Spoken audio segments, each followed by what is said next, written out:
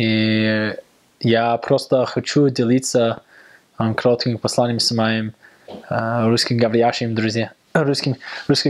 друзьями, что я хочу принести мое свидетельство, что я знаю об истинности церкви, и у меня очень сильное свидетельство об истинности церкви. Я знаю, что Джозеф Смит видел Отца и Сына, и что через него они восстановили ту церковь, которую Христос сам учредил во время его земного служения. И эта церковь на самом деле церковь Господня.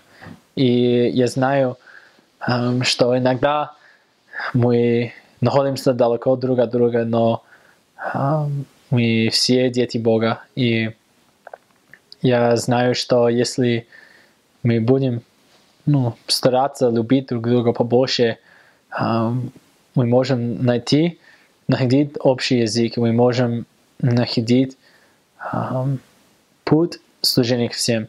Именно мы можем узнать, как мы можем служить друг другу и привести других к Евангелию. Я очень благодарен за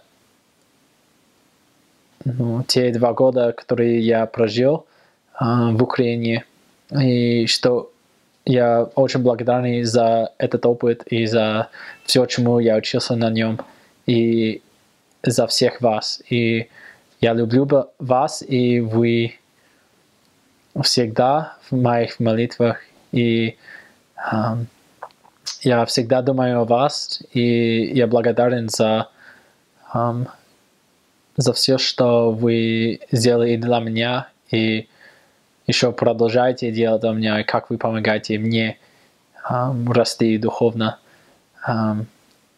И я знаю, что через искупление Иисуса Христа все наши семьи могут быть вместе на всю вечность. И только через Него, только через Христа, и только через священную власть Его священства.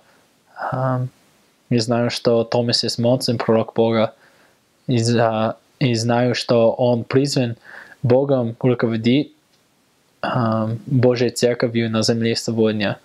И через него и других апостолов и руководителей высшей власти Церкви мы можем узнать волю Бога для нас, и что мы можем узнать то, что Бог хочет от нас сегодня. И если мы будем делиться Евангелием с другими, мы будем найти больше счастья в нашей жизни, и мы будем найти больше части Духа Святого, и будем признать, что Святой Дух больше пребывает с нами и направляет нас. Если мы будем слушать пробуждение Духа, мы будем найти тех, кто готовы принимать Евангелие. И все это я хочу говорить во имя Иисуса Христа. Аминь.